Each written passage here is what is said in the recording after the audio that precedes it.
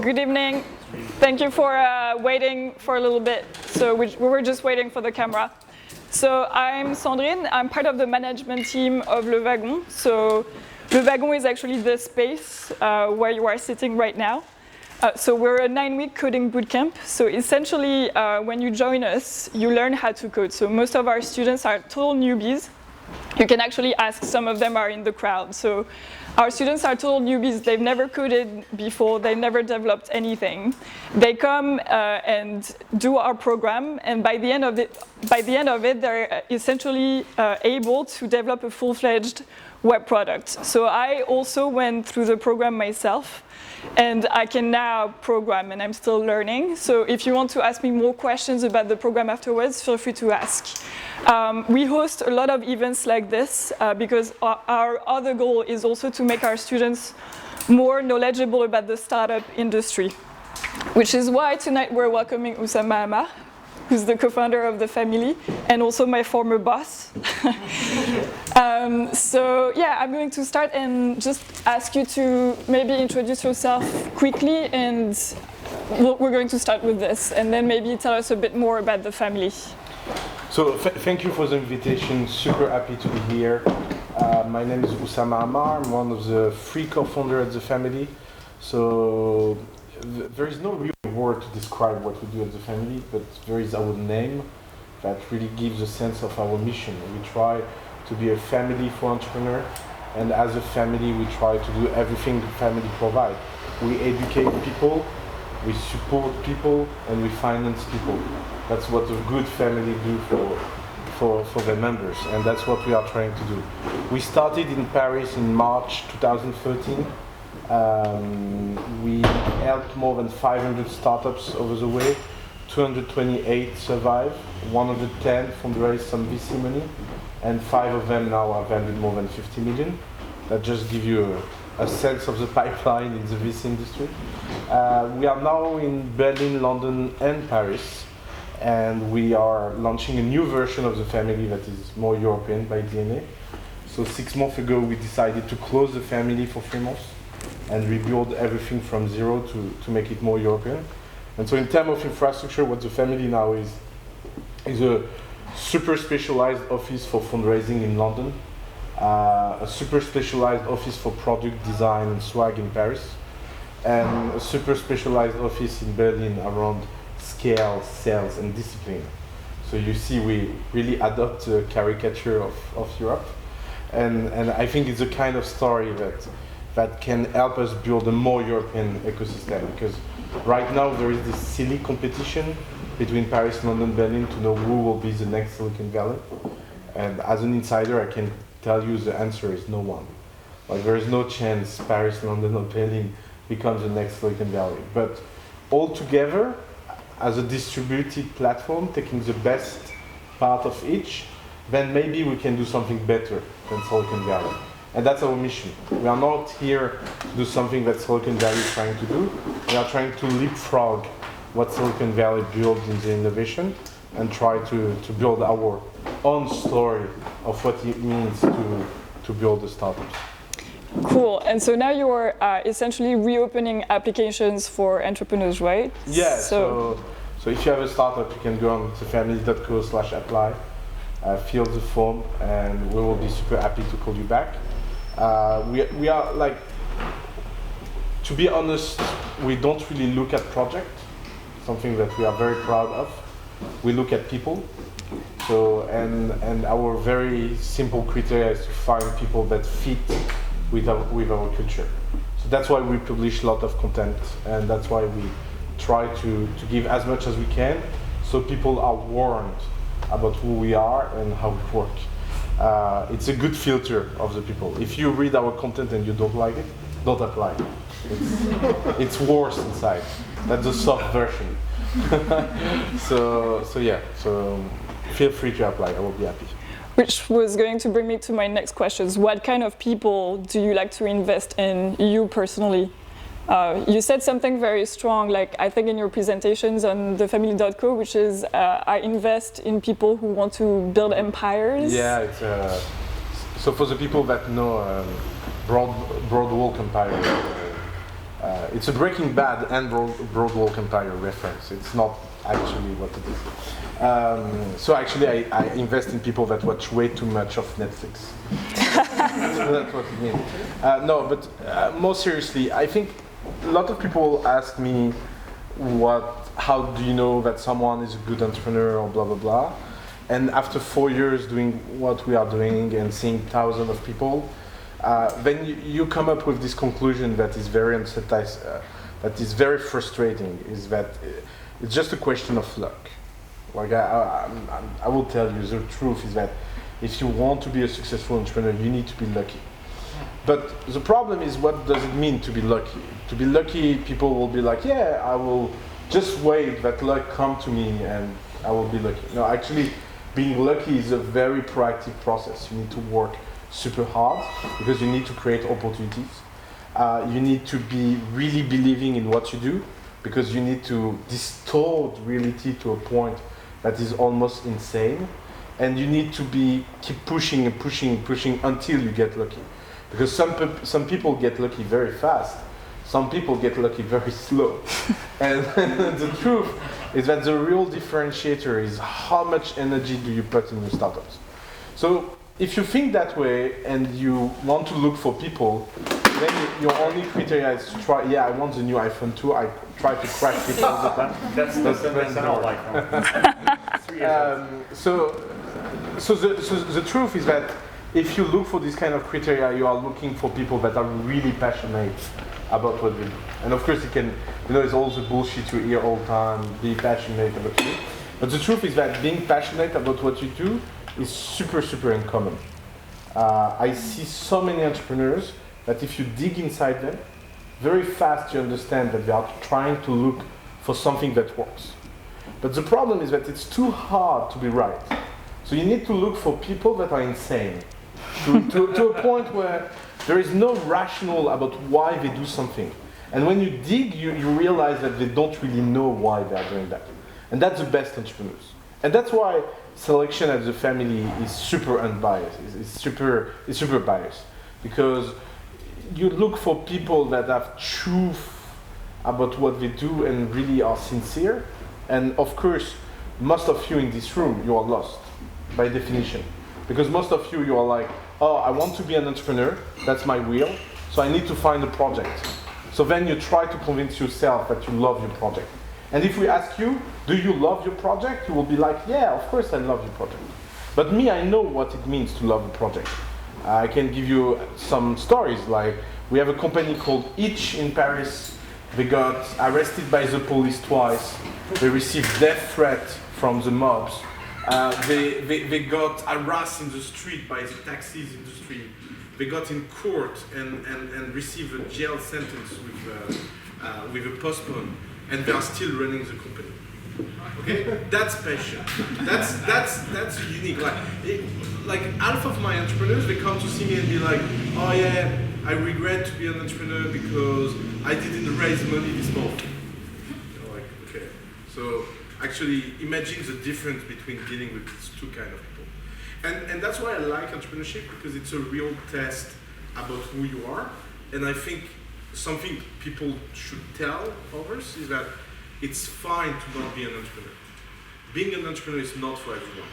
Anyone can become an entrepreneur, something we really believe in as a family. It means that you never know from where will come the next entrepreneur. It can be someone with a very unwealthy background. It can be someone with a very wealthy background. It can be someone with no education. It can be someone with super high education. Like everything you think of around patterns are false, but still everyone is not made for that. In every social category, entrepreneurs are this minority of people that do before thinking. And by nature, they are so much doing, and they are able to do so much that they change how reality works. And the real definition of an entrepreneur is someone that is able to do something that is impossible for everyone else. That's the real definition of an entrepreneur, is that he's able to see something no one here sees about his industry. He has a secret around how it works. He has something deep inside him that make it, like uncomfortable for others. because it looks like too much risk or too foolish. But when you have something like that with hard work and both meet together, then it always produces success. And I think that's really the most surprising thing is that every company we took at the family that have this characteristic are successful now. And the reality is that even us, we are fooled with things like, oh, it's a good idea. You know, so many times I'm like, oh, I don't believe in the team, but the project is so good, I cannot refuse them. So even me, I get fooled by that. And every time it failed. And every time you look at it and you're like, fuck, I should have listened to my instinct that tell me they are not the right people to do it. So think about that. Think about the fact that being an entrepreneur is like falling in love. You know, it's obvious, it's unique, it's crazy, and so it's really an emotional thing. If you build your company in your mind, then you will never survive the suffering. You can do a service business, you can be a VC, you can do a lot of things in the entrepreneurship world. But if you want to be that special one that build an empire, in that sense, you need to be very special. And could you give us, like, not necessarily the name, but like the profile of a person like this that you're following? We have so many of them. Yeah. You can look at Teddy Pellerin from Itch. You can look at Guillaume from Agricole. Let's take another example, Agricole. Yeah. Agricole, they build fruit and vegetables in shipping containers automatically without any pesticide, using green energy. And it looks like the perfect company. You know, everybody loves this company. But imagine the pitch when they arrived in the family. Yeah, we have a shipping container in the backyard of my friend, and we imagine that we can grow strawberries in it, and actually the strawberries are good. Yeah, okay. So you are telling me we will go and convince millions of people to eat strawberries growing in containers? Yeah, and by the way, we need 20 million to do that because it's super capital intensive. Great, welcome to the family, guys. It's a lovely idea. But still, is so passionate about it, believes so much that is able to pull out things that are impossible. For example, I will give you a very specific situation. 1.5 years ago, they raised, I think, something like 5 million. And that 5 million was supposed to stay for 2 years, and they burned it in 7 months. And the company was like 2 weeks. In 2 weeks, the company was out of cash. And you ask Guillaume, do you sleep well? So yeah, of course, why not? It's just money, you know. You see, that's a test. That's why he raised again. Because when you are at the table with investor, and the investor is like, you know, you have no cash in 2 weeks. I have leverage on you. And the guy look at you and say, no, you don't have leverage on me. I have leverage on you. Because if I have no cash in 2 weeks, I don't give a fuck. I will build another company. But I will not let you invest in this new one because you're a jerk. No, that's not what I mean. So you see, it's like, and that calmed down to something that is not factual. Because factually, if you have 2 weeks left of cash, they have the power. But if you are an entrepreneur, you believe so much in you that, of course, you believe that. But it's delusional, you know. It's not a reality. It's a reality distortion. And when I tell you this story, it looks good. But the truth is that most of the people that have 2 weeks left in cash, they die. Like it's not like every time if you have 2 weeks left in cash, you just yell at people and they give you money. No, that's why it's so special. If you want a good image to understand that, you can imagine an experiment I let everyone imagine. Let's imagine that we go in the kitchen all together and I give to everyone here the same eggs, the same chocolate, the same ingredients, and I tell you everyone here has 2 hours to cook a chocolate cake. And I give you the perfect recipe to cook the perfect cake. There is someone in this room that will do a better cake than everyone else. Why? Because maybe he did a lot of cake, or maybe because he likes more chocolate, or maybe because he's gifted, or maybe whatever. But still, someone there will be a singular person in this room that do the best cake. And that is entrepreneurship. It's not a question of the ingredients, because good entrepreneurs, they change the ingredients. It's not a question of recipe, because good entrepreneurs don't follow recipe. It's not a question of how much time you have, because any constraint, they will deliver something. It's just a question that there's a right match between what they are trying to do and who they are. And there is only one way to know if you are someone like that, is to try. That's why I think everyone should try once. Because you never know, it's like. But you have to be very, very honest with yourself. If you try and it doesn't work out, you need to come up to the conclusion that maybe it's not for you.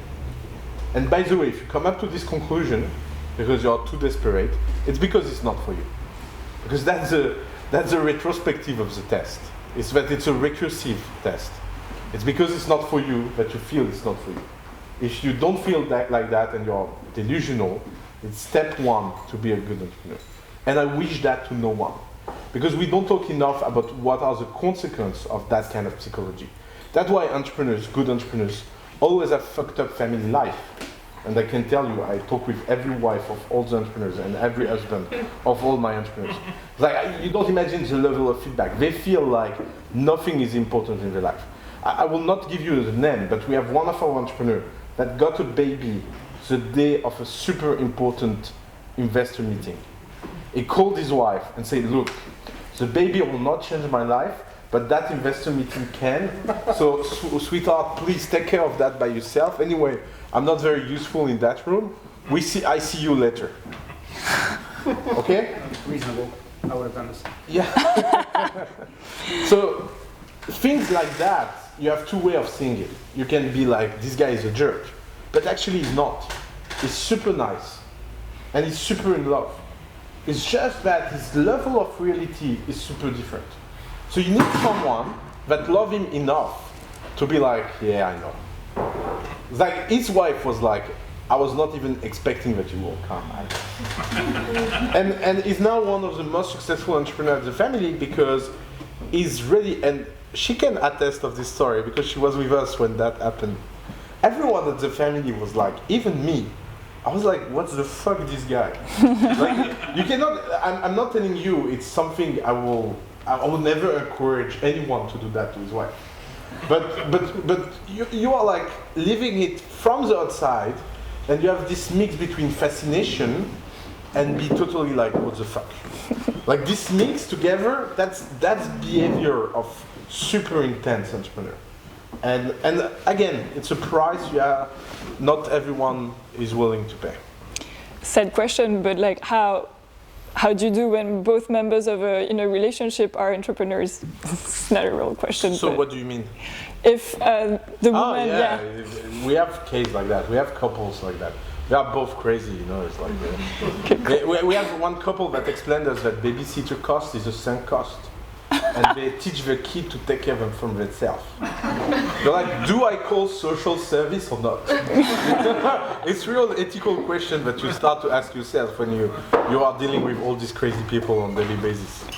Okay, so entrepreneurs are a mix of like overconfidence, would you say, or not really? You wouldn't really say, yeah. Again, it's not a pattern. It's more.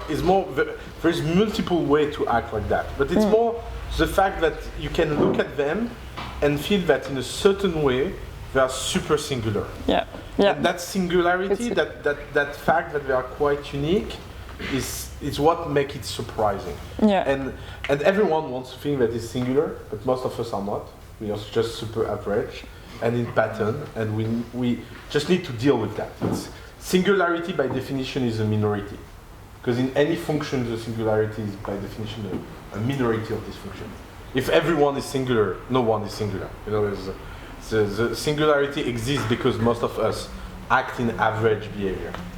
But so you were saying that once an entrepreneur or someone who calls himself or herself an entrepreneur fails, that person needs to be like, okay, maybe I'm not done for that, maybe I'm not singular. But what if you have someone who's actually really gifted, like maybe the founder of Save My Smartphone, but you have a first failure? Yeah. Like how many tries before? It's a good example. It's one of our entrepreneurs scale a company to 26 million revenue a year in 2 years. Go from 0 to 26 million a year. And at 26 million, he did a small logistic mistake and lost 18 million in a year. Okay? Just to give you the numbers and the intensity of the numbers. And he survived that, find a way to sell the company, and he didn't make a lot of money, so it's a failure. But still, there is 600 people that works for him, but still have a job and work for a company that's still. So that's, you will not read that in the press. The press likes to call it a total failure, but the story is more complex. Damien did not even think about doing something else than being an entrepreneur. Yeah. It's not like he didn't come and be like, oh, I will write my CV. It was like, and for us the problem was that he started way too soon something else. That's why we offer him a job as a part-time director with us, just to be like, look, maybe it's cool to think 6 months about what you will do next, you know? So yeah, you have some time to restrain them. 95% of the people that fail in the family, they ask us for a job. Yeah. And it's super natural. And we have them finding a super job. And I think if you have been an entrepreneur, you never see your job again, and you are much happier in your job after that because you taste it. So you know how bad it can go. So you're like, yeah, after all, going to work for someone is super cool. So the guy give me a salary and don't even ask me to achieve something. You know, very often I ask people why they become entrepreneurs. And I'm always fascinated about the wrong answer people give to this question. Answer number 1 is, oh, I want freedom, I don't want a boss. Okay, so forget entrepreneurship. Because being an entrepreneur is the worst position. Your boss is your employee, your boss is your investors, your boss is your parents, your boss is your girlfriend or boyfriend, your boss is everyone around you that thinks they can judge what you do. Because you're an entrepreneur. You know, being an entrepreneur is like being a parent. When you are a young parent, there is always this weird feeling that everyone has an opinion about how you should raise your kid. If you have kids, you will know that feeling. Or train your dog. Or train dog. But that's true. So when you're an entrepreneur, you don't have the freedom of you being your own boss. The second reason people say, oh, I want to be rich. Okay, so being an entrepreneur is not the easiest way to be rich. Go to work in banking is much more efficient to be rich. Or just to give you one number, the first 1,000 employee at Facebook, the first 1,000 employees, so you take employee 1,000, he made more money with his stock option than half of the entrepreneurs that did an exit in the world. Okay? So and being an employee number 1,000 at Facebook, you're not a genius, you know, like it's not like, oh, you are a visionary, you saw that it will work. You have 999 people before you that kind of convinced you that it was okay. So employee 1,000 made more money than being entrepreneur. So the last reason is people that say, because I want to have an impact. I love that one. Because being an entrepreneur is the worst way to have an impact. 90% of entrepreneurs never have an impact. Let's look at the guy that built Google Maps. Who used Google Maps here? Raise your hand. Okay, that's impact. So the Google Map founder was employee 15,000 at Google. Employee 15,000 at Google had more impact on the life of everyone in this room than 99.9% of the entrepreneurs that try to be entrepreneurs. So all of these reasons are bullshit, and they are based on everything people want to believe. I'm a boss, I have impact, blah blah blah. But the truth is that there is only 2 reasons to become an entrepreneur that are real. The first one is you have no choice. That one is super strong. It's mine. I understand that super well. My name is Oussama. I'm from a modest background in France. You know, I understand very fast that if I want to be part of the elite, I need to do something else than going to the elite school. It was super obvious, you know, it's like, whatever you think about France, you know that it's not a very open society, that have a lot of opportunities for people having my background. So when you have like this willpower, of course you're an entrepreneur, because it's like the most natural way of building something that impacts your own life, you know. And the second reason to be an entrepreneur is that you really, really, really believe in something that no one else believes in. Outside these two reasons, it's always bullshit reason. Because that's the only two reasons that give you enough power to achieve against the wheel. Because when you have no choice, like for example, you take my case, when I build my first company, I never think that I can fail. Because failure was not an option. Like even if I failed, I will find a way, to bounce back. Because like what I will do, I never had a pay slip in my life. Never. I never received a salary from someone. I never did a curriculum. I never had a job. One day I tried to work for someone, he fired me after 1 week. And he told me that I should never try to get a job again in my life, for my own safety. So, when you are fucked up that way, of course you're an entrepreneur. What do you want to do? It's like you're not like, oh yeah, sure, I'm going to look my opportunities. And by the way, that's why most of the people with high-level background have so much trouble to be entrepreneurs. Because at every step they have options. They are like, yeah, should I go back in banking or do consulting or do my startup? Yeah, of course, great. Like if you have that many options, it's like having way too much match on Tinder. There is a correlation between the number of match you have and if you are married or not. It's a true statistic study, Cambridge Analytica, that show that more you have match by swipe, more your probability of being married go down. Same thing in entrepreneurship. You cannot be an entrepreneur and having way too much option. Because if you have too much option, you will always end up with the safest option. But that can be destroyed when you have something that is really inside your heart and you believe in something. So I think that's the true balance of entrepreneurship. Some people have a lot of options, but they really believe in something that, for strange reason in their life, they fall in love for a subject and so they become entrepreneurs. Zuckerberg is a good example of that. Zuckerberg had all the options he wants in his life. Good family, good background, good school, Harvard. But he had something that really obsessed him. So he was fucked up. He had to do Facebook. He had no other choice. And that is super powerful. Outside that is super hard. Super, super hard. Yeah, the co-founder of GoCardless, which is a fintech company, was here like 3 months ago, and he told us the same thing, but his sentence was just, I just could not do it. Like I had to do my company. That was just like you were saying. Yeah, like it's a good example of yeah, exactly. I just didn't have a choice. Yeah. So, but the family is really focused, and you'll tell me if I'm wrong, on tech companies, right? Not on companies at large, or No, is it? It's even not tech companies. It's even smaller than that. Okay. We are obsessed about scalable business. Yeah, so high growth. So we are obsessed about finding a way to make something scale, and it can be in traditional industry. So the way I see the battlefield is that I think Silicon Valley won the battle in media, advertising, pure internet things. Like if you want to build a social network for dogs, go to Silicon Valley. It's like, don't try. Like, I'm always fascinated by people that want to build Facebook outside, or the new Facebook, or the new thing like outside the valley. Like, okay, they have the infrastructure, they have the power, they have the money, they have the know-how, and you think that you can overcome all of that. Okay, good luck. Like, we watch you and see how it goes.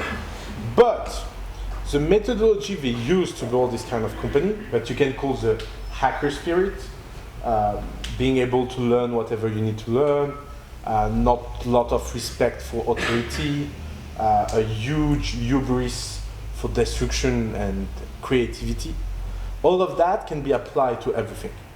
And if you look the battlefield, the battle is open in agriculture, it's open in energy, it's open in transport, it's open in retail, it's open in everything else than pure internet.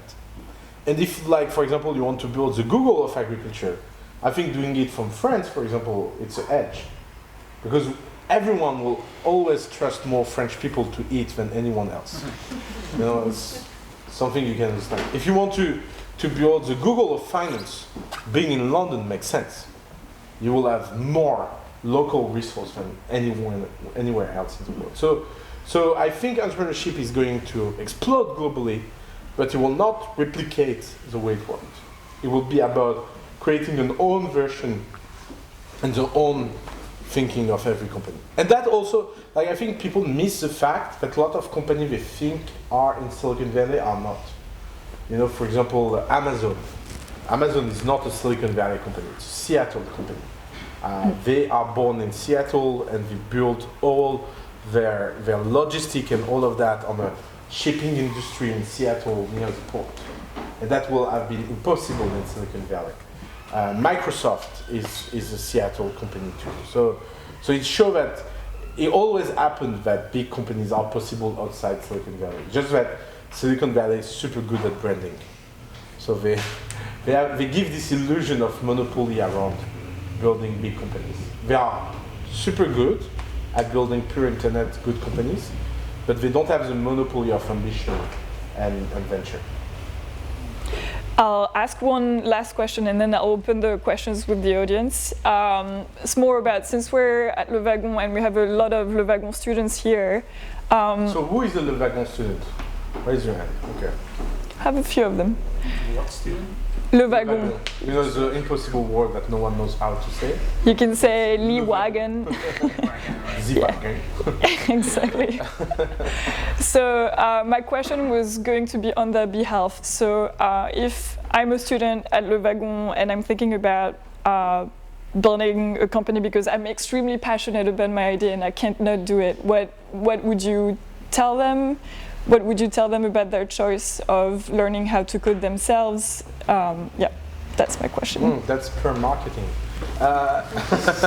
Exactly. I think actually, I think it's a great thing because I think you should never, inside the company, you should never give to someone something to do that you don't know to do yourself first. It's super important to always learn to do things by yourself before asking anyone else to do it for you. Because there is two values in that. First one is that no one can screw you, and so you can be able to see if it's good or not. Let's say you spend 9 weeks at Le Wagon and you're super good at coding. You need to hire coders that are better than you.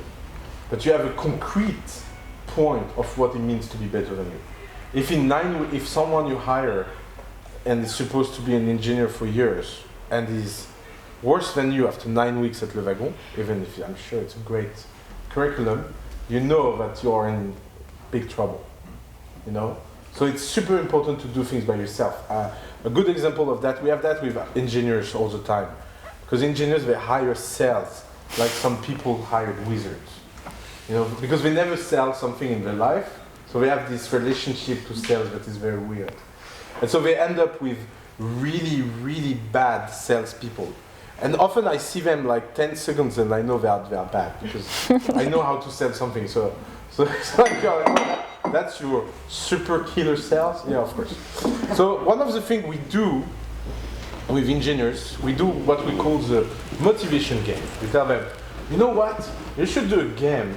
Is that for the next 3 months, you will try to sell in same time when you sell. And see what happens. And then, in 99% of the case, they sell better than the sales. And then they are like, fuck, I'm supposed to be not good at that, and I'm doing better. So then they think that they are good at sales. And then you tell them, no, you are bad. It's just that your definition of bad, just take some contrast. You know? And now, if you hire someone, you need to hire someone that is better than you. And then it gives a point of reference. So if you build a company, I think one of the mistakes I see too much Le Wagon students doing when they build their company is not looking for a CTO.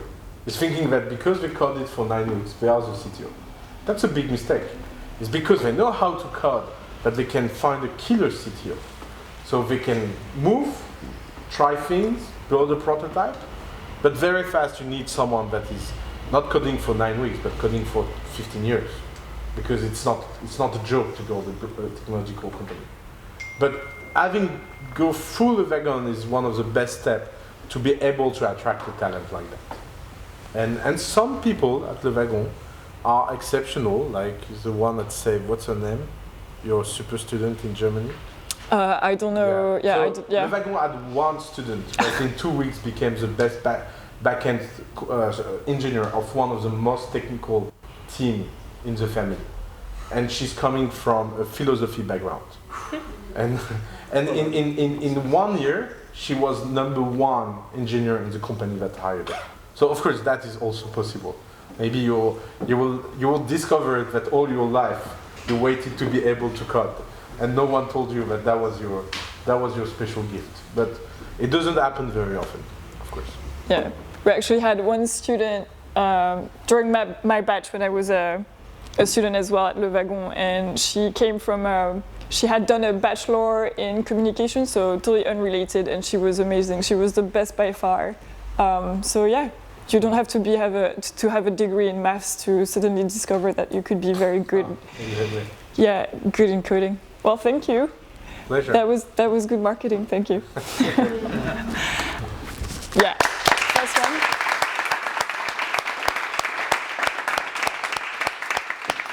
So maybe you have questions. Yeah, so that's what I was going to say. So if you have questions, yes, please, we can begin. And we can talk about something else than entrepreneurship. Don't be forced to talk about entrepreneurship. So you mentioned about scalability. And the question to you is, how do you scale your operations? Me? I don't scale. I'm a service business and I'm doing 20 startups every 8 weeks and I don't want to do more. Okay, because my problem is, Everything is not scalable. as an investor myself, I've done 8 deals, and 3 of them, three are done, 2 are whatever, and 3 are sucking up 8% of my time. Yeah. And the question is, 8 deals in my portfolio is not enough. I need to go to at least 30. It's not a problem of money, it's a problem of time. Yeah, that's the problem every investor. I don't think the only attempt at scaling investment is angel list, and I'm not sure that it's scaling at all. It's not a deal flow. On everything. Deals. It's working with them, like angel people. Yeah, that but have no idea how to sales pitch. But again, that doesn't scale because by definition, human time doesn't scale. No one has magical power. So if you think that your model is based on human time, it doesn't scale. But the AngelList will tell you that no angel never gave any positive impact to anyone, and that their platform is enough because you raise them money, and if you need advice, find someone else than the guy that gave you money. That can be a model too. But even AngelList now, they are like, you know what, we should empower people to give them money so they can give advice. So even them, they come back to that. So, and I'm fine with that. I'm super happy that the family doesn't scale. Scaling is, I wish to no one to try to scale anything. Even if I'm trying to help everyone to scale, I don't feel that I'm good enough to do that. So I'm super happy to run a boutique. You know, family is a boutique. If we have $1 billion company a year, we are super happy. So it doesn't need like to be super good. Yeah. No, you've answered the question. Okay. Question. Well, as a second add-on,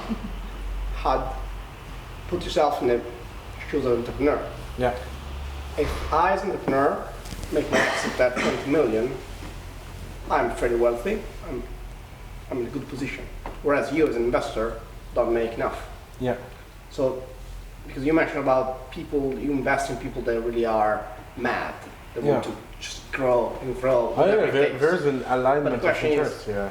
Sometimes it doesn't work that way. Sometimes, no, of course. And Europe actually has lower exit value average compared to the States. Yeah. Because here in Europe, if you make 20 million exit, but whatever, you're done. So that become way too much technical. But to answer very rapidly, first, I don't believe in the exit model. I think everyone in Europe is obsessed about repeating the US model. And I think as an entrepreneur that when you exit your company, you are fucking sad. The only company I exited in my life is my biggest regret. So the truth is that 100% of my friends that exit their company are super unhappy. So the goal is how do you build a company that sustains forever? That should be the goal of a mad entrepreneur. And if you are an investor of a company like that, it's super easy to make money. You can make money from big profit. You can make money from having assets that grow and leverage that asset. You have thousands of things, but the VC model is so screwed by this exit obsession in a market where no one exits. So I don't know why the VC industry is like that. The VC industry is supposed to be disruptive, and they are the most conservative people on earth. They are obsessed about their model, they are obsessed about the investment, they are obsessed about the pattern, they are obsessed about all of that. Why?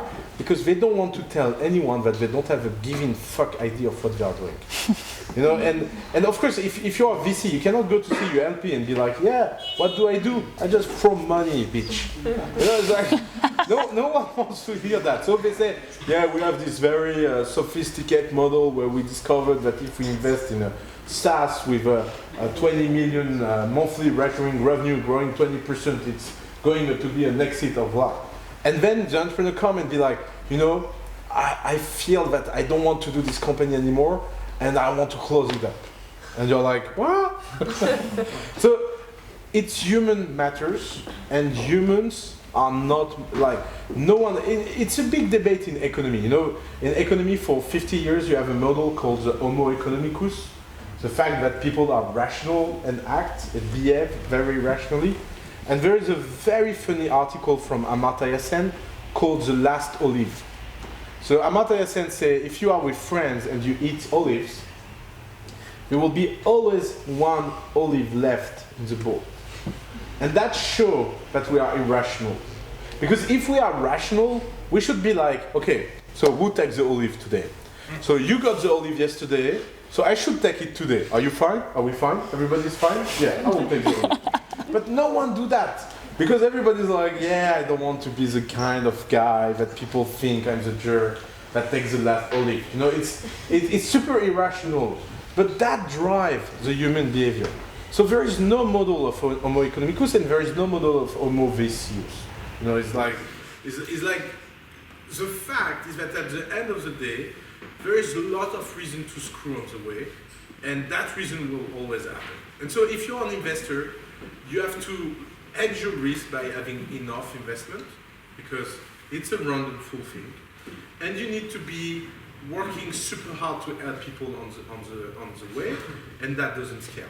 So you need to be lucky. You need to be, at some point, be super gifted. I see it with the family. You know, we built a family.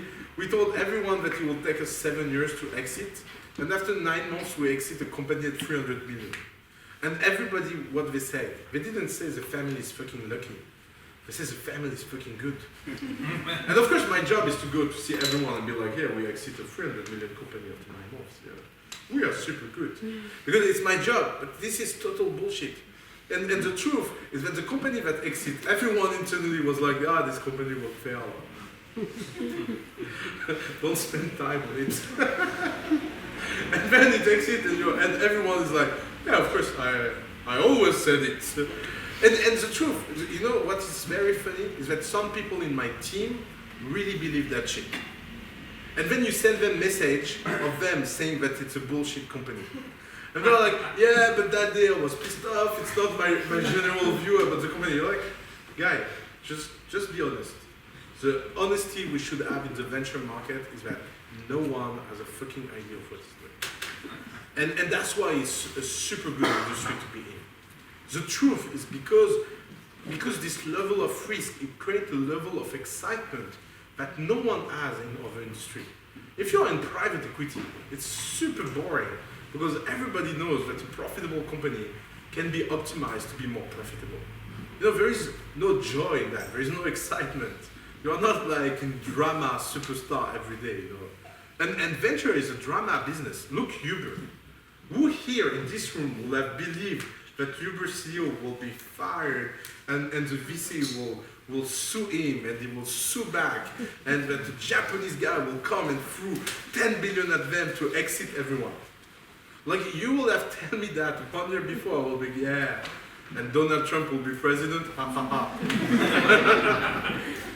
So uncertainty is really the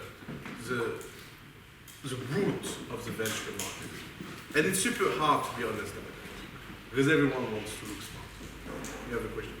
No? I have the feeling you have a question. Please. Many investors usually look at entrepreneurs who have expertise in the industry field? of their project. And like the term I heard is like secret knowledge that no one else has. Yeah. But like the way you described entrepreneurs is like they have courage that no one else has to do the project. Like what about expertise? How do you assess it? Expertise is a good one, but like every pattern is a double sword. Because on one side, entrepreneurs with super high level expertise build super good company. But there is so many super high experts that end up not building a disruptive thing because they are way too much expert. So again, it's something that you cannot patternise. That's why it's a question of seeing in the context what it means to be an expert. And I see that, for example, we have a very good example at the family. We had one CEO that was the biggest expert in wood house in France. And he built a company that is sold 200 million, is 25 years experience.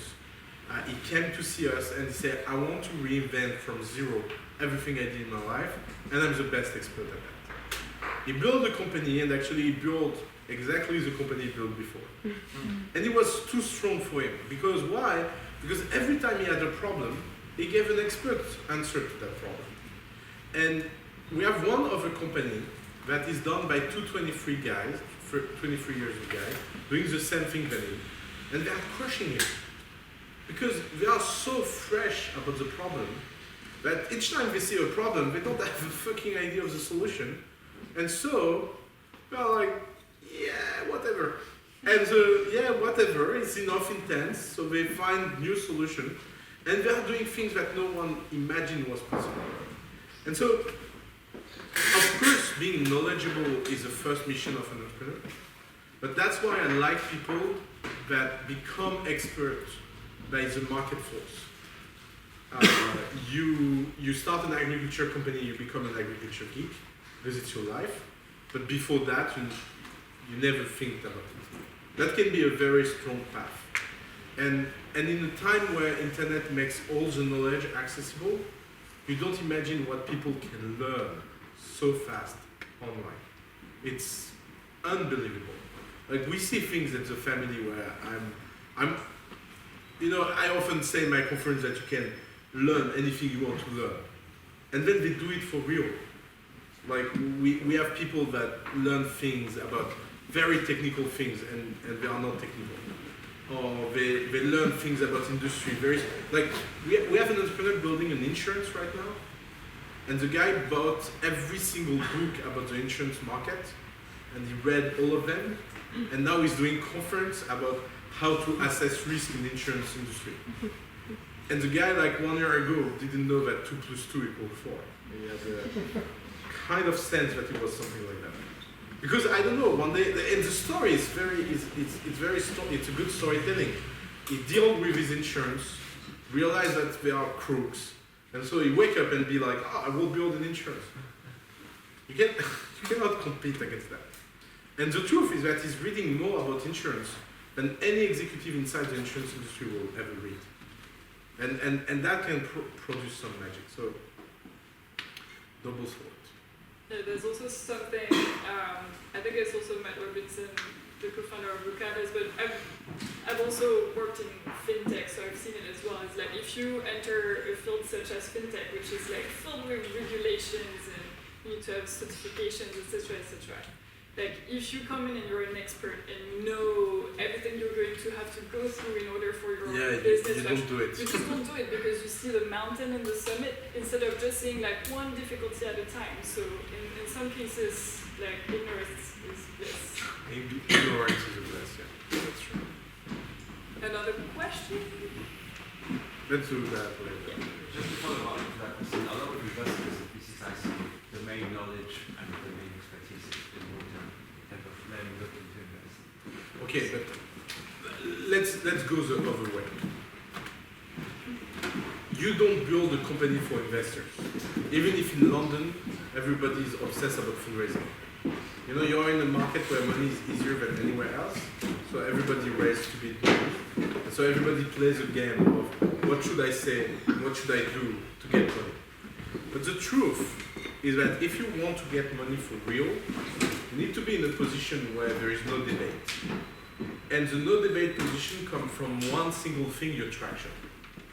So you are ugly, you are stupid, and no one wants to talk to you, but you have all the clients, VC will pour money at you. And all their models and debates will disappear. So you have two choices. You try to do things because it's the things you need to do to talk to the VC, or you try to do things that your company needs to succeed. If you do that, VC will go the other way. And sometimes that comes from knowledge, sometimes it doesn't, sometimes it's so contextual, and there is so much complexity that no model works. You know, why socialist society always fail? Because they are filled with smart people. I think something people don't understand about socialist government is that socialist government are such a failure because they put in charge people that are so smart that they think they can see the future. So they do a plan about agriculture for 10 years, and there is a earthquake. And they're like, yeah, this is not in the plan. Because no one can plan reality, you know? And there is a story that I love, is that when Khrushchev visited New York in 1967 for the first time, and he was amazed by the way shops in New York are filled with products. And he asked Kennedy, can you introduce me to the manager of supply for the city of New York? Because that guy is doing such a good job. And Kennedy said, there is no one doing that. And Khrushchev looked at him and said, oh, you want to keep it secret. And because in his paradigm, there is no way that someone is not responsible for that. And it's an illusion. Why it works? Because every single shop has someone that is responsible by market force to sell something. And same thing with entrepreneurs. What makes entrepreneurs is that you have someone that has the market force of doing what needs to be done. And that is not about benchmarking yourself. We have a lot of posters at the family, and one of my favorite one is benchmark is for loser. Because if you benchmark yourself, you are not an entrepreneur. If you're an entrepreneur, you try to do every day something better. You know, in the Roman army, it was like a sentence that I love. It's called Excelsior. Excelsior in Latin means always better. It's a very simple idea that every day you can do better than yesterday, and if you do that for an infinite amount of time, you become exceptional. Excelsior, exceptional, comes from that sentence. And that was the Roman army philosophy. Take anyone from any background and train him every day. Some people will be slow, some people will be fast, but everybody will grow. And I think it's something we can all apply in our life. Of course, there is a lot of inequality of gifts.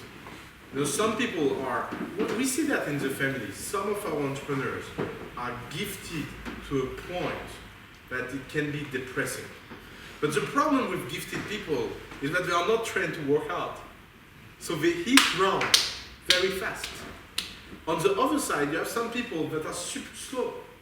But because they do progress every week for years, 5 years later you wake up and you're like, oh, this is a big company actually. And so, yeah, I think that's much more important than any criterion. Please, and then we go back. So, as you alluded to, in somewhere like London, there are lots of VCs that can offer you money and so on. So, what's different? What does the family offer entrepreneurs besides? We don't offer money, so by definition it's different. Very often I tell people that we don't offer anything, but they give us a lot. So, sorry? It's the best business in the world. Yeah, totally. And because they give us a lot, it creates a community where everyone gives. And because everyone gives, everyone receives much more. So of course it can look super artificial, but what I tell entrepreneurs is that You need a little bit of faith to get inside the family. This is the first entrepreneurial test. Because if you look from a data perspective, we have 110 companies that fundraise with the best VC. Are we a fundraiser? No, but we do the best fundraising on the market. Our companies last year raised a third of the capital market in Europe by ourselves. 30% of the money raised in France are raised by our portfolio. If you look, the highest SaaS valuation company in Europe is in our portfolio.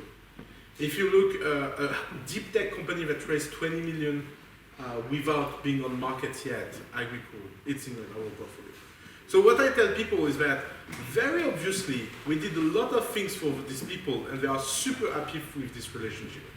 So even if you don't know what we will do concretely, and we don't know what we will do, you need a bit of faith in us to know that we will do the right thing for you. And I think it's a very important test. Because each time someone wants to join the family and be obsessed about programs and things like that, I feel like the people are good in school. You know, and I hate people that are good in school. Because I hated my school time. I hated that fact that they'd ask me to learn something as fast as everyone in the room because I was in the room. I hate the fact that every kid are put in batches by age just because it's convenient for the factory that school is. I hate the fact that I need to do math on Monday because math is on Monday. Maybe I want to do it on Tuesday, and I fuck you. You know? and that rebellion spirit, I don't know why people can go in accelerators and program. I don't know how you can call yourself an entrepreneur and go to a program where on Monday they tell you to do design, on Tuesday they tell you to meet a mentor, and on Wednesday to work on your KPI. Even if you don't need it, even if it's not adapted to you. So the deal we do with every company, what we tell them, is that we will tailor-make the experience because we take only 20 every 8 weeks, and for every single one, we will try to give them experience. That is amazing. And that can be different from a company to another. We are to accelerators what Montessori is for school. You know, we try to do something that is really natural for the entrepreneurs. And a lot of people that are looking for a school where they can score hate that. Because they are like, yeah, but how can I show that I'm good? By building a good company. And that's way too much for them. They want a proxy of that. And that's the problem with school. Because school is a proxy for success, you know? If your teacher is happy, you think that you are good. But it doesn't really mean anything. It just means that at some point, you are good at giving them what they want. But maybe reality will be harder with you. And that's why I love entrepreneurship. Because imagine a world where customer cares about who you are. You know, imagine a world where you go and say, yeah, hi, I'm doing this product and I come from Harvard. And people will be like, oh, Harvard, that's cool, we'll buy it. No, this crap, I hate you. You're a piece of shit. And you are like, why they are so mean with me? Because it's a market. A market is mean. It's super hard. And that's why it's such a meritocracy. Because on market, no one gives a shit about who you are, where you are from. They just want a pure realization. And if you have any weakness, they will go for it. Like, look, for example, the family. We try to reply to every email in 48 hours. There is a guy, one day I forget his email for 5 weeks. He did a video on YouTube that explained that we are liars because we don't reply in 48 hours. Only once it happened. And until now, people refer me to this video, be like, yeah, you and the family, you lie. You'd say that you reply to every email. But look, that guy, you didn't reply to him. And you're like, his email was so bad. But it's not an excuse, you know, you're done.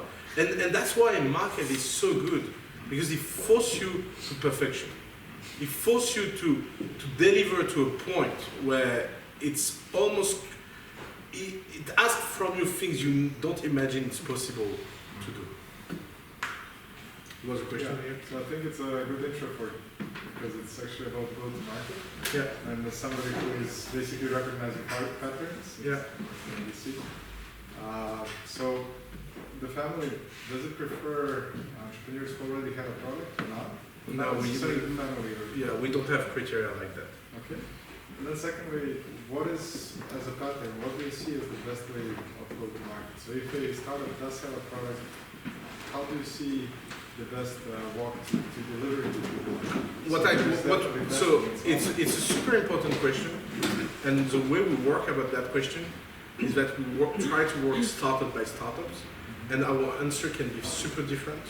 That's why we are super scared when entrepreneurs talk to each other, because then they start to give each other stupid advice, because they think that what worked for them will work for everyone. But for example, like one day I tried to list every criteria that will impact a go-to-market strategy, and it was a 75 criteria list. And when you have a 75 criteria list, you're like, okay, it's not a model. So let's try just to deliver in heart around that. And I think it's something where we are a little better than average. We fail a lot, but at least we have some very successful go-to-market in our companies. But it's like asking someone what is your share strategy. Your share strategy really depends on how people reply. You can try to learn moves, but I guess that's also my question. So I didn't think there was one that is perfect. So how do you go about answering that question for different startups? You do it one by one. You take 4 hours or 5 hours with each one. You think, you try, you learn, you try, you learn, and you try, and you learn, and that's it. And you do it so much that at a certain point you have some instinct or feeling about it. But there is really, and if there is something that is dangerous to read about, it's go-to-market. Like growth hacking is a good example of that. Every growth hack you read about on the internet should never be used, because it means that it's expired from so long. Because no one with a growth hack that works will publish it. So it can be super dangerous. And then you really get fooled and put in a position where you hurt people. And same thing, how people find growth hack. I don't know, but some people find. Some people are good at that. We have some people in our team that come up with new strategy all the time. But it's because we try a lot of things that fail, but sometimes we find something that works. And when we find something that works, we use it until the point where everyone uses it, and then it doesn't work, and then you do something else. But that's why it's super dangerous to apply the lesson of someone else. You need to find your internal logic around go-to-market. And there is only one way of doing that, is to test. And to test super radically. A good example, everyone will ask this question, is pricing strategy. You know, we have a game at the family, it's called Double That Pricing, Please. It's a very simple game. You take anyone randomly in the family, and you put him under pressure until he doubles his price. Because having someone doubling his price inside our portfolio is super hard.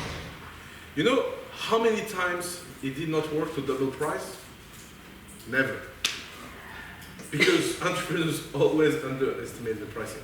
So a good strategy of pricing is just put a crazy price and then get down until a point is set. And people are always higher than they imagine. And it can become a joke. Like, for example, we have a company in our portfolio. They do a SaaS. And we told them, you know what? It will be super cool if this month you triple your number. And they're like, what? Triple number in a month? Yeah, that will show that you're a good company. You know, it's a little manipulative, but it works. And they say the only way to do that is to triple our price. Let's try. How many clients share? 0. How many clients they get? 20% more. And you cannot understand that if you did not live it once. And when you're an entrepreneur and you do that, you're super scared. Because you imagine things like the New York Times will write an article, startup no one knows, just triple the price, inflation is back. But actually nobody gives a shit. First, nobody knows you, no journalist is looking at you, and your clients are actually really wondering why it's so cheap. and all of that come down from just a psychological effect. So, and the funny thing is when that creates the other effect, you double your price and you have no client anymore. And you're like, oh, interesting data. You should divide your price. And sometimes it happens. But if you look pricing strategy, that is a very important component of go-to-market strategy. Pricing strategy works only if they are tested super radically. But even people with huge experience on market give stupid advice in that.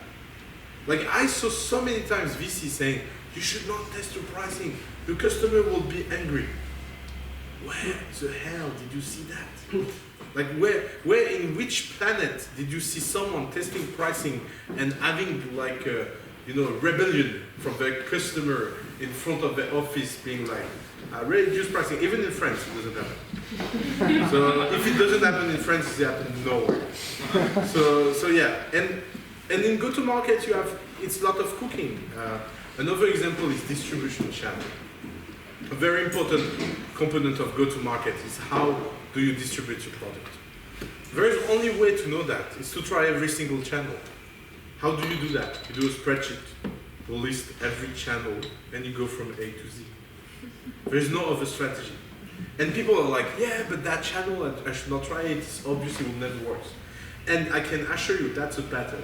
Every time someone says that, you can be sure that this will be actually the one that works. Because it's like the malediction of entrepreneur. A good example we lived recently, and I feel super bad because we gave super bad advice. We have a company called Menu Next Door. And we told Menu Next Door, so Menu Next Door is a platform where people cook at home and sell the food they cook. And we told them, look, there is an obvious strategy if you want to be a billion-dollar company. You need to have unit economics of revenue by chef that are higher than 200 euro. Because if a chef doesn't do 200 euro, he will not do 50 euro or 100 euro profit. And it will not make sense for him to cook and deal with all the trouble of cooking and everything. And so your only obsession should be to take a cook and an amateur and help him scale in his kitchen. He did that for 1.5 years. He did everything possible on earth to try to make cooks scale. Give lesson, tutorials, MOOC, calling the chef every hour. Did you sell your portion? Did you sell your portion? You should sell more. You can sell more. Let's sell more. Okay. And it didn't work out. And so what did we think? We were like, okay, again, it failed. It's not a good business model. And the guy was like, you know what? Let's try the opposite. Let's try letting people sell only one portion. And really everyone at the board of directors was like, this is stupid. No one is going to work hours for 1 or 2 portions. Actually, the company is successful from the beginning of that. Because people felt it like a pressure, the fact to cook for 10 people or 20 people. But cooking for 1 or 2 people extra when they cook for themselves looks like something super easy to do. And the company is scaling super fast because of that. And it's a total different company. But we have been fooled by our own vision of being an expert. And I told everyone in our team, that should not happen again. We should not have assumption about anything. And that's super hard to keep. Because of course you want to have, like, it's super hard to be thinking about something and not having assumption. Having the discipline of being like, yeah, you want to try something stupid? I'm sure it will not work. I will help you doing that. And that movement is super, super hard. And that's what you should encourage with entrepreneurs.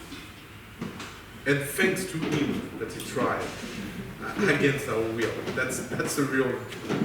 Because you know what? We even told him, you know what? You should give back the money to investor. close this company. So it's cool that he didn't listen. And yeah. Do you have any examples of companies that you've worked with that are now doing better than established companies? Yeah, every successful one will be in this definition. But what are you looking for exactly? So I will give you an example. Each against Uber. Yeah, Uber is super successful. Each is very low capitalized, and we are doing better in Paris now than Uber. Doctrine against legal service companies. They do a kind of search engine for law. They are competing against billion-dollar companies, and they are crushing them. And they are small teams, small budget. And sorry, Doctrine. It's like doctrine. Doctrine. Yeah, I think people underestimate how much the competition between big corporation and startup is unfair, but not for the one you think. Because a big corporation has only something to lose. If you're an established company, really, a lot of people in the startup world are like, oh, established companies are stupid, they don't know how to manage. You're like, yeah, they do billions every year. Obviously, they understand a few things about business. But the reality is not that. The reality is that we should feel pity for them. Because the truth is that if you are running a big company, you have only downside. Because you are so successful that every decision you take has the power of taking you down. So there is no upside in that. So that creates fear, that creates stress. If you are a startup and you do something stupid, you are at zero, what can happen? You stay at zero. Yeah, no, but even -1 doesn't really exist with startup, you know. But if you do something that is successful, you go up. So big corporations have everything to lose, startup have only thing to gain. And that creates a super unfair competition. And that's why the level of stress inside big corporation is so high. Like really, I don't know if some of you work in big corporation, but when big corporation compete against startups, startups always imagine that they just decide that it executes. But no, there will be 20 people in the room, no one agreeing with anyone, everyone will have an opinion because everybody will be faithful to be the one that take down the company. And it's very interesting to look at about takedown history, like Kodak. You know who invented numeric photography? Kodak. Exactly. They own every single patent about digital photos. Why the bankrupt? Because of digital photos. Why? Because no one wanted to be the guy internally at Kodak. And it's not like people imagine that Kodak is a bunch of stupid people that did not believe in digital photography. But that's not true. It's very smart people that invented the digital photography. It's just that for them, every time they push the digital photography a little bit forward, it was pushing down their own business model a little down. And so it was an assessment of timing that went wrong. And assessment of timing is always wrong. Because it's super hard to be like, okay, this year it will go. No, you don't really know, you know. But if you are a startup, you go from zero. Even if it grows 10% a year, it's growth. If you are Kodak and you do 1 million with digital photography, everybody will be like, what's that? It's so small, you know? And they create and even at the family will effect like that. The first company that fundraised in the history of the family, it's called TV Showtime. They raised 300,000 euros. That was the first fundraising ever. This company, we went all the you remember? We all the entrepreneurs together to the countryside, and we did a party for the raise because they raised 300,000. Now you have a company like Fretling that raised 7 million. You don't even have a message in Slack of yeah, congrats, guy. And you're like, yeah, 7 million. Yeah, you should have done better, but it's fine. We like it. So even and we are a small organization, you know, and we are aware of all this psychological thing, and even us, we are struggling with things like that. So imagine when you are a 10,000 people company that is doing billions. That's why and really, never be scared of a big company. It's really unfair for them, what you are doing. What's this model of family? How much ownership do you take? And we take 5% equity, and we give 1 year to the entrepreneur to change their mind and take back the 5%. So when you join the family, you give us 5%, and then we don't pay it, we take it for free. But you have 1 year to change your mind, 1 year and 1 day. It's like trial, how they say, satisfy or reimburse. Yeah.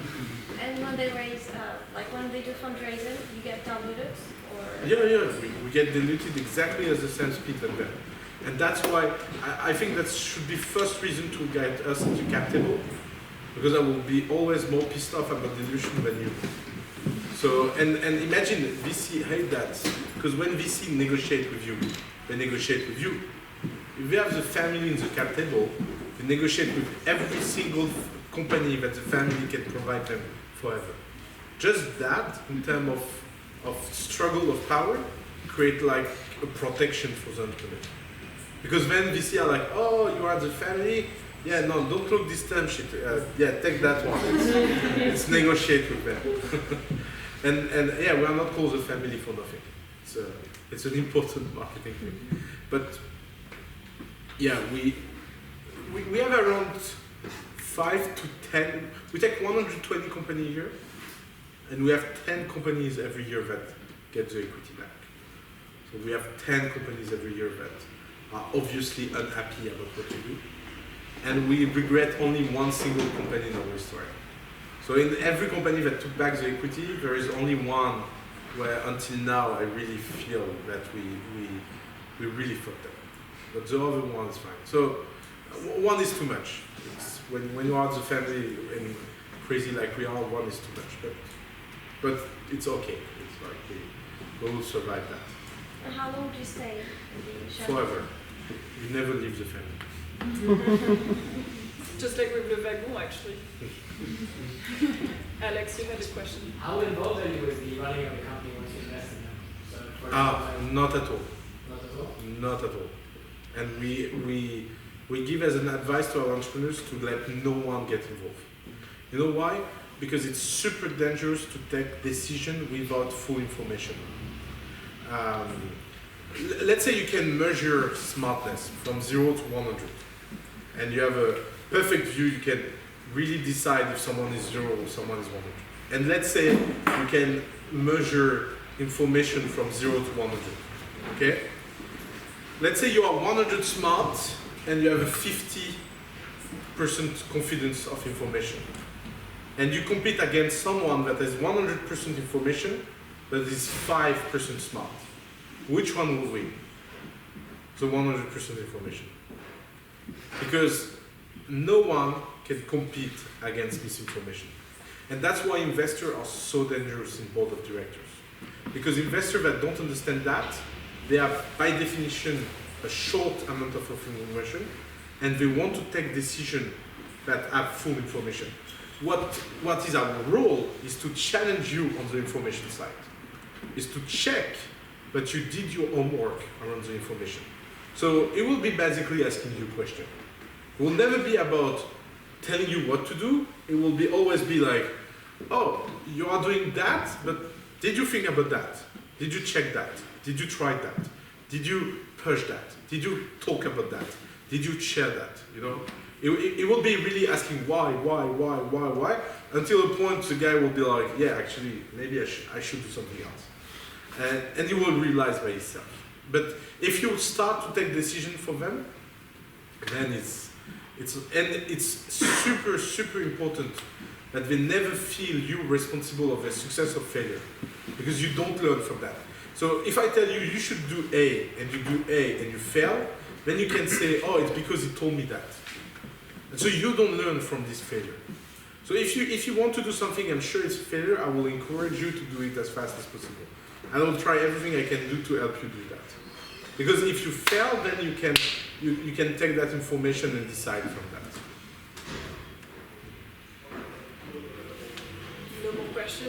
Maybe someone has question non-related to entrepreneurship. Career question, I do everything. Career question, family question, love question. Well, career question, maybe we can say for is the like double your pricing good for salary negotiation as well? Oh, that's a very interesting question. I like that. Not meaning that it was not interesting before. I think salary negotiation is something where people are super bad by nature because no one is trained to that. So I think that the only fair salary you should receive is a salary that fills two criteria. What the company can pay, meeting what you need. So the first thing you should all do is to define what do you need. Meaning that you cannot join 100% of the company. You should never join a company that cannot pay you what you need. Because you are putting the company at risk and you are putting yourself at risk. Why? Because if you are good in negotiation and you convince a company to pay you what you need, and that is higher than what the company can, and because you are super good and super bullish and you convince them to do that, then you will pay back. And the payback will be horrible because the company can fail and you will be part responsible of that, or the company will never see what is your value and fire you, and then you will have a problem of pitching yourself on market and you will lose a lot of value and all this kind of side effect. So, number one thing you should do is to define what you need. And I think if I can give you an advice, try to keep your cash burn as low as possible, as long as possible. Because cash burn is a jail. More you burn money, more you need to lose opportunities. You know, for example, one of my best friends did not join Facebook as engineer number 3 because he had the rent that was too high for what Facebook can pay him. So that's a 300 million mistake. Okay? You live that once in your life, then you're like, fuck, I don't want to reduce. And the truth is that he was sure that Facebook will be successful. It's not like he didn't see it.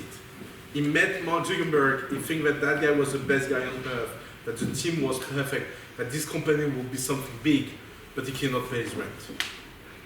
And so he was like, yeah, you know, my girlfriend, she doesn't, yeah, I cannot. So define your burn and try to set up your life where you maximize your opportunity. And second thing, I think people are so bad at strategizing their career. Why? Because people don't look for the right thing in their career. They try to think that their salary is a proxy of what they are worth. But if that was true, no banker should be able to earn what is earning. Salary is a proxy of what the company can give you. You should always receive as much as what the company can give you. And that's the other part of the aspect, is that everyone, as an employee, should be able to know what is his capital cost, what are the unit economics of the company, and why he's paid that much. Let's take an example of a banker. You are a banker working for Goldman Sachs.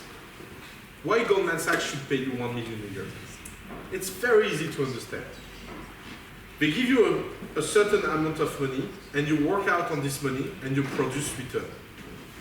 Let's say you think that the bank should receive at least 25% of the money they give you as a return. 25% return of the company, of what they give you. And so let's say they give you 10 million, so you have to produce 2.5 million. So let's say you produce 20 million return. It means that a share cut of that should be 20% of that money you return for them. So that's roughly a 1 or 2 million a year. And that's why, in average, at Goldman Sachs, people are paid 1 to 2 million a year. It doesn't mean that they are worth it. It's managing director, Yeah, no, of course, I was thinking not average of all salaries. Because I worked for Goldman Sachs. Okay. Get a million. No, I'm talking about managing director position. Yeah, okay, so that's not me. Yeah, and so that's why in every position, you should be in a position where you know how much value do you produce to the company, what is the capital cost of this value, what is the opportunity cost, and what should be your fair share of that. And so, if you think about a strategy, and if you think about a career, what you want is to maximize the opportunity you receive. You have to think like, if I take that job, that will increase or not the kind of opportunity I will receive next. And that should be what drives you to picking a job. And too many people are driven by two things, title and salaries. And then they are stuck forever at the same level because they never invest in the upside of the next job. So being an employee is like being an investor.